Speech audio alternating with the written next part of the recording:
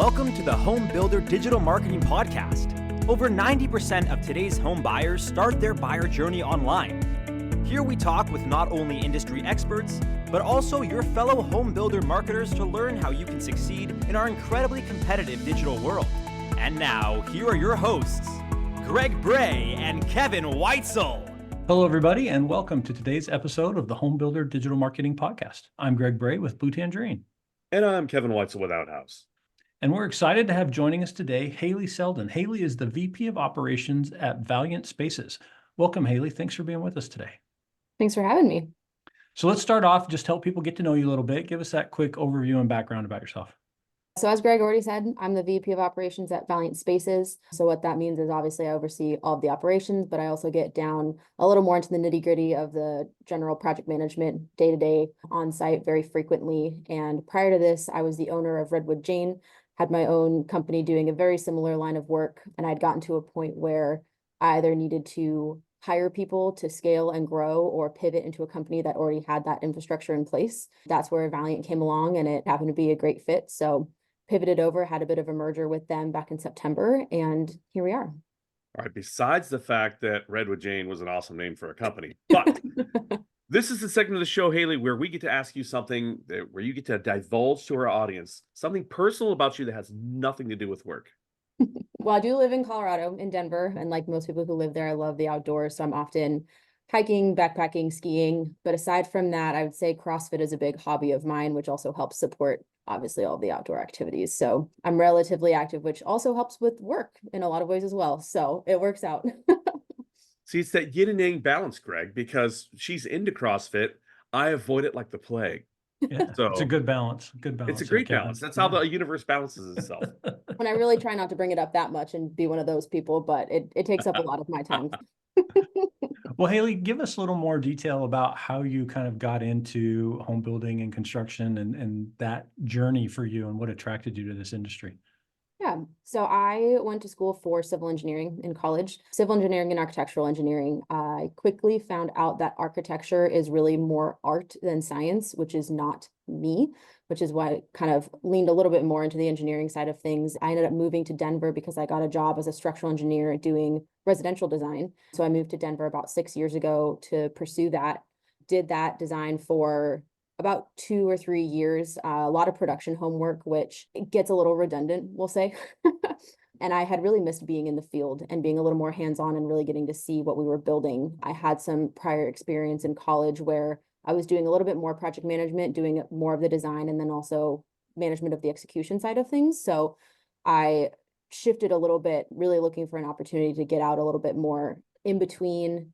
I did a bit of business development, actually, which involved more of the marketing and sales side of things, and quickly found out that was not a great fit for me either. So upon looking for a position really as a project manager with a builder, I had a couple of my builder friends suggest that I really just pursue my own company, I guess. It was a bit more of a 5-year dream for me that turned into a 5-minute situation. I came back from a trip and told my boss I put in my notice and started my next company the next week. It was kind of a big leap in between, but obviously having the engineering experience was very helpful. And then having more of the construction experience as well. I had a dad who was very hands-on, very build oriented. So having that general knowledge going into it helped a lot as well, which is how Redwood Jane came about. I did that for also about 2 years before I got to that growth point of, in order for me to be really profitable, I needed more hands and more eyes because it's hard to physically be in 2 places at once to just manage enough projects. So kind of deciding between, do I set something up where I can hire people, have project managers under me, have superintendents, which is obviously a lot to try to build from scratch. And I applaud those who have done that versus looking at a company that was also kind of in that growth mindset in a similar position that I was, but already had a lot of that infrastructure and payroll and things built up already, which is how I met Tom Martinez over at Valiant, or I guess got reintroduced to him. We had met a few years before, and they were looking for somebody to really run their remodel division, which was the exact kind of work I was doing at Redwood Jane anyway. So in a nutshell, that's how I went from structural engineer in 2017 to now being a VPO. Hayley, when you're sitting there deciding, gosh, I'm going to start my own company, And you said it was like 5 minutes. I don't believe that that was probably true. And you're like, I can do anything I want. How did you narrow in on what it was that you really wanted to do at that moment? Other than, oh, that person will hire me. Yeah, So, yes. At that point, I had kind of had a little bit of project management experience. In all of the jobs that I had leaned more on the managerial side of things. I really like overseeing processes and people and getting things done. A lot of sort of tenacity oriented positions. I missed being on job sites, like I was saying before. So even in the engineering, I would still do field visits to make sure that things were built per plan.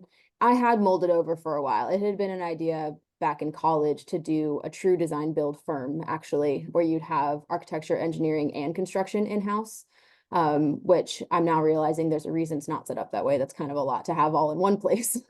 But I had been toying with the idea of potentially having my own company for a while. Why it was a 5-year plan was really just because I hadn't done a lot of that type of work in Denver yet. I went to school in Pennsylvania, so most of my experience was over there, and obviously building codes and everything are a little bit different. So I really just wanted to get my feet wet again and learn a bit more, especially working under somebody else first to just get that knowledge. I obviously had enough connections with builders doing business development that I had a lot of close friends who really encouraged me to just go for it. Also saying, we're here to help you. If we have more builders in this industry who build well, it's better for everyone. So whatever we can do to help you, let us know. So I had a lot of resources going into it, which really helped kind of get me off the ground. Haley, I'm going to ask you a question out of left field. This is more out of just blatant curiosity than anything else. So, in the home building industry and even the remodel industry, we have a plethora of very talented women on the sales and marketing side. Very rarely do we have women that are gravitating toward the operations and construction side. So, can you do me a favor and go back into the Haley time machine and think back to the earliest thought of I want to build homes. I want to swing a hammer. I want to engineer process. Was it when you were in college or was it way before then? When did that actually set in? Are we talking junior high? Are we talking elementary school? Did you look at a Barbie doll and go, wow, Barbie should get into just slamming hammers, whatever it would be? When was that epiphany in your mind? Well, I'll throw you way back to a memory that I don't remember, but my mom likes to bring up frequently of when I was 4 years old in the driveway. My dad was working on the car or something in the garage and had to keep me busy. So he got out a little 2x4, started a couple nails. So, the sharp things were already in, and just gave me a small hammer to sit there and play with the nails and wood. And my mom comes out into the driveway and is like, you gave my toddler a hammer. And my dad's like, yeah, but like, it's not a power tool. It's fine. So obviously from a very early age, that was just something that was encouraged. I liked to do. I mean, obviously took all of the shop classes and all of the things going through middle school and everything like that. In high school, I ended up being the TA for the metal shop class, doing different types of welding. In high school as well, I was designing and building the theater sets for the theater department. So that was kind of the beginning, because that was probably the closest thing you could get to the home building in a way, I guess. A set is pretty much sometimes exactly the inside of a home. And a follow up to that, what drew you to the school you went to, and what school was that? We very conveniently lived maybe half a mile from my high school. So that was kind of a big factor in deciding. Throughout the country, there's been kind of a drawback to any of these hands-on sort of shop classes are kind of disappearing throughout the country, but also reappearing in some really great ways in Denver, at least. But our school was the one that got the big grants to really revamp our shop classes. It was like well over $1 million grant to redo our metal and wood shop classes, probably my freshman and sophomore year of high school. So that meant that other kids in the area who wanted to take those classes would actually get an extra period with school to drive over to our campus to take those classes once you're 16. So that was very, very fortunate as well. And then I played sports too. Not super competitively, but we won enough that it was fun. There was a program as well that we had called the Mech Academy, which was mechanics, engineering, and construction. So I was in that program in high school as well, which is probably not surprising at this point, following more of the engineering path, but those shop classes were baked into it. So we actually did different rotations of just different things. Like we did hand drafting for a rotation before we moved on to AutoCAD. Again, doing basic wood shop, metal shop. We did a bike circuit, basically just trying to expose you to as much as possible to see really what you like doing or maybe what you don't like doing. that sounds like a pretty amazing program that is not available in every school. There's been a lot of talk lately about kind of a shortage in the trades and some of the opportunities out there. And helping expose kids to some of those opportunities and what they might be, because people learn in different ways, people connect in different ways. The labor and skills that go into all of that is art. Sometimes people don't recognize those opportunities, and that maybe it's not the traditional quote unquote path for everybody. Oh, but you'll make so much money. I will tell you that. Well, Kevin, maybe we should get some hammers then, because I I need to learn how to build at least a doghouse first, I think. Because this podcast thing doesn't pay much, I'll tell you that. Well, Hayley, tell us a little bit more about Valiant Spaces and kind of what you guys are working on in general there, and the kinds of customers and homeowners you're working with. Yeah, so Valiant actually has a couple of divisions. Valiant Spaces is our remodel and addition space. Sometimes we'll rope in, a detached garage type project into that, something on the smaller side. And then Valiant Homes really tackles the bulk of new construction. So custom homes, or sometimes we'll do a production set of a couple townhomes and things like that. But at least on the remodel side, it kind of came out of the production realm, actually. Back when they got started, Tom and his business partner, Adam, saw a gap of unfinished basements in production homes, which I'm sure you know is very common, kind of leaving it open-ended for the client to finish it how they will. And so they thought, wow, this could be great. We could come back in after all these big guys and just help finish out all these basements. And that would be a great space to fill and sort of a niche within the industry. And then obviously quickly found out that there is a lot of remodel work to be had outside of basements as well. So there were a couple of basements that have been done on some of the bigger builders. And then now our biggest project, it's about a 6,000 square foot full gut in a pretty high-end neighborhood in Denver. We've taken everything out.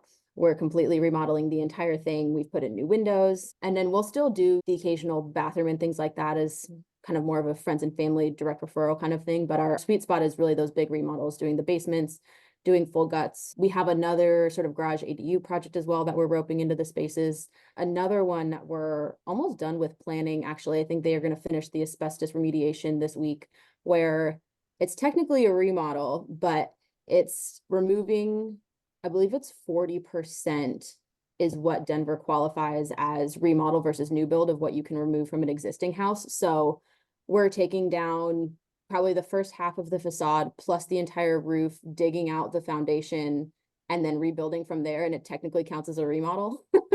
We've got some pretty big stuff, which was the other thing that was exciting for me. My biggest project before this was a garage addition. So being able to jump into these really big projects has been really exciting.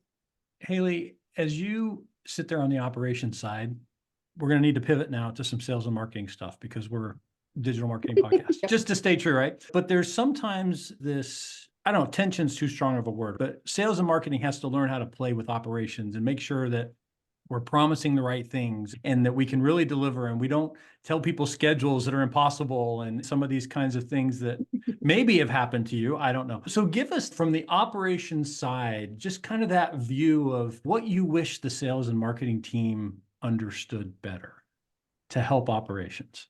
Absolutely. So actually, when I was doing business development, it kind of also included a little bit of marketing and a little bit of sales, as it does. And I was working for a smart home company, which I knew nothing about going into it. So I was in a very similar position of, what do I tell people to effectively sell this in an accurate way?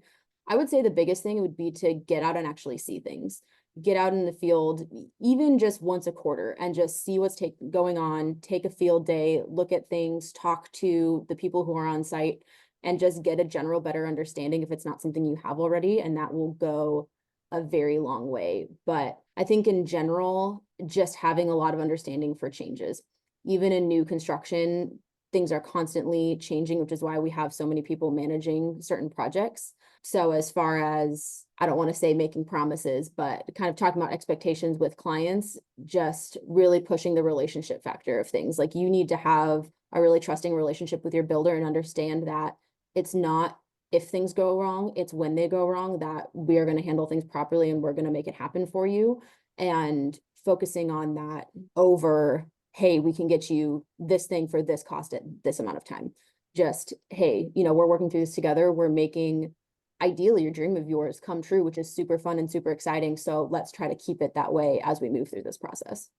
Are you the one that's stuck dealing with the grouchy customer when things go bad? Is that your role too, or you get to hand that off to somebody else? Oh gosh, I really wish it was. And you don't have to confess that you have any grouchy. Valiant has no grouchy customers, we know, but Absolutely not. just assume that they did. Would that be your problem to solve? Yes, it's a lot of people relations, and I think that's an art that gets lost sometimes in construction, especially more old school in the prior generations. You think of a construction site and it's everybody just yelling at each other all the time, and you try to talk to your builder and you're like, this is the way things have always been and it's going to be fine, get off my job site. It's like, hey, no, we're building your house. I'm like, of course, come walk around and come look at things, and if you see something you don't like, then let's fix that before, I don't want to say it's too late, before we have to tear it out and redo it, right? Again, it's just having some understanding and some empathy. It is very nerve-wracking to give somebody a lot of money to do something that you are unfamiliar with and have obviously high expectations because it's so near and dear to you. You're going to live in this place. So just being able to manage those client relations as best as possible is also my job.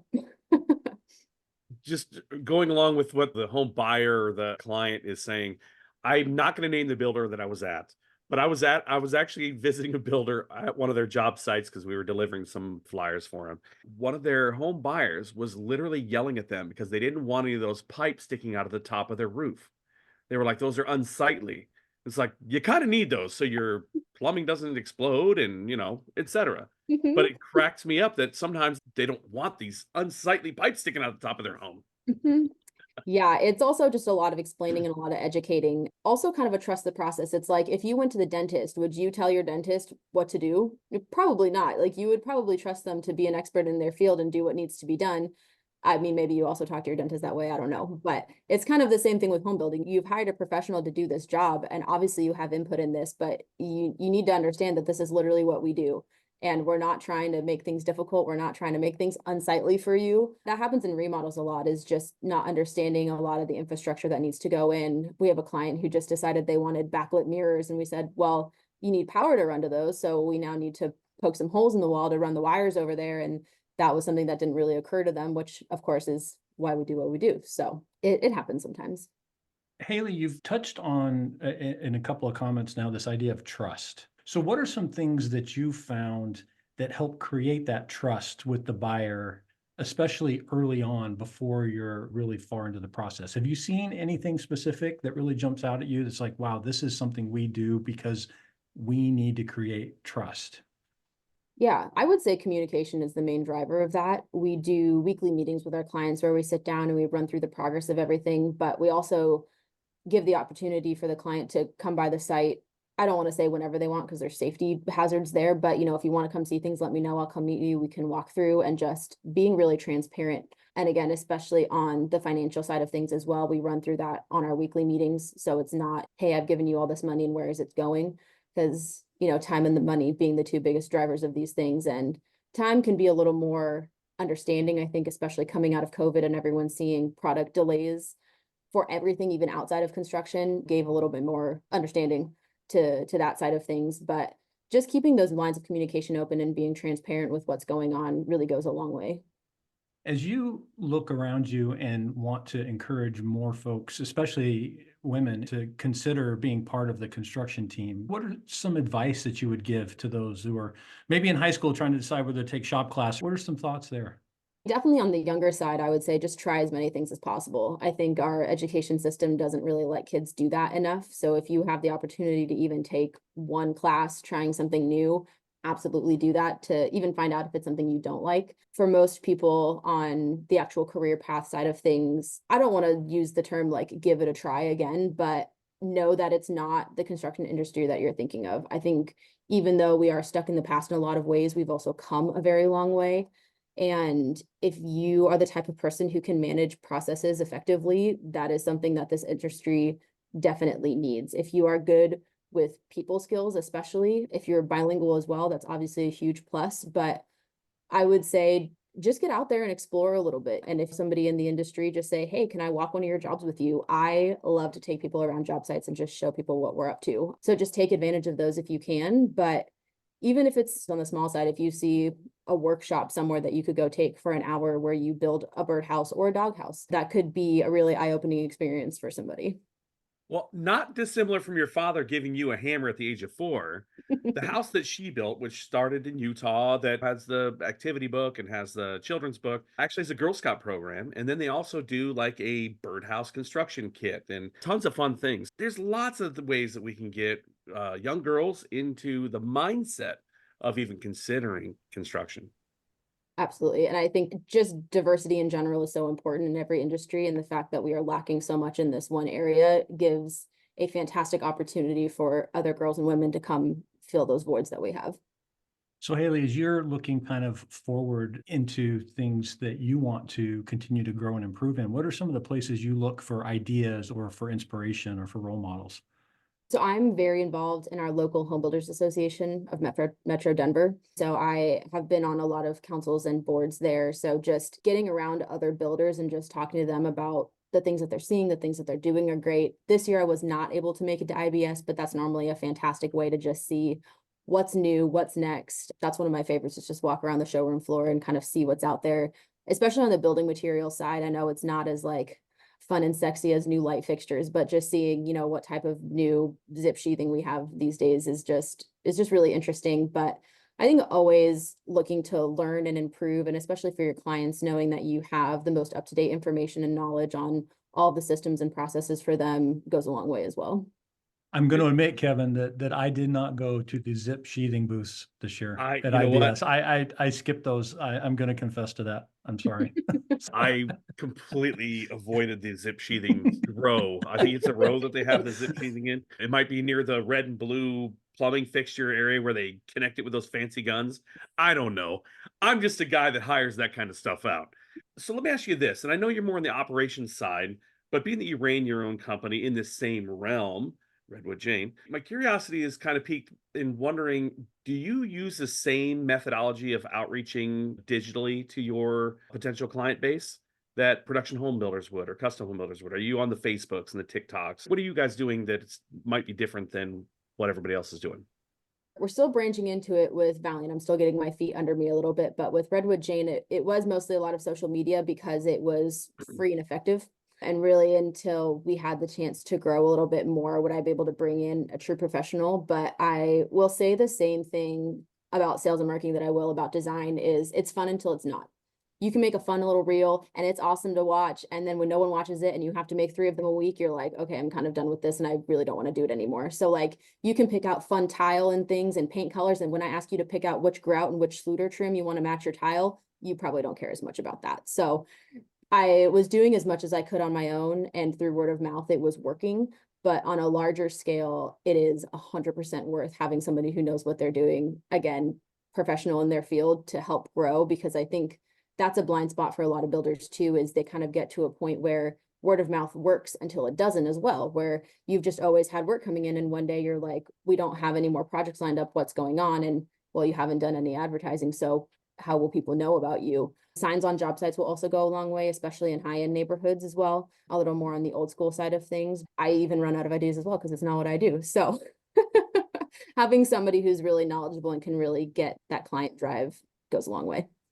Yeah, word of mouth is definitely something that has a cap to it. There's a limit, and you can have surges, right? Because it's very inconsistent. And so you might think that this is the new normal, and all of a sudden you realize, oh no, that was just a peak.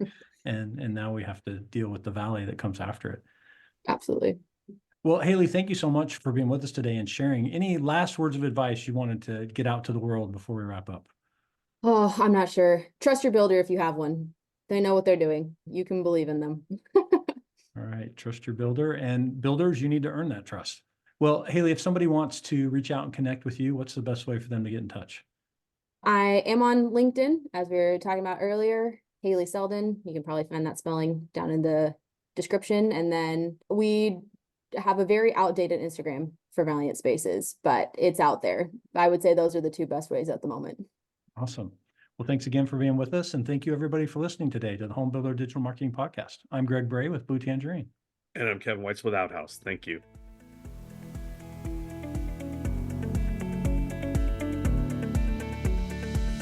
Thank you for listening.